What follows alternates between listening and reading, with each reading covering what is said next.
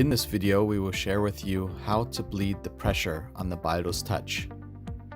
First, we start the sedation process using the anonymous function. We adjust the nitrous oxide levels to the highest level possible with a good total flow rate. We then go to the back of the unit and close the valve on the nitrous oxide cylinder. Turn the valve clockwise to close the valve. We can watch the regulator gauge slowly drop in pressure.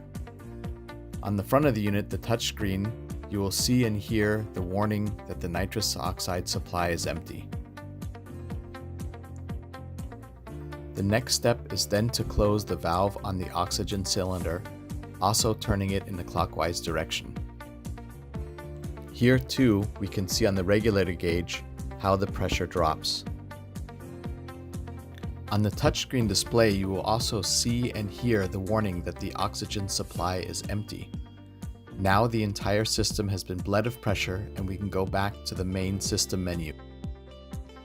By pressing the on-off button, we can either put the unit into a standby mode, or by depressing the on-off button for about 7 seconds, we turn off the system completely.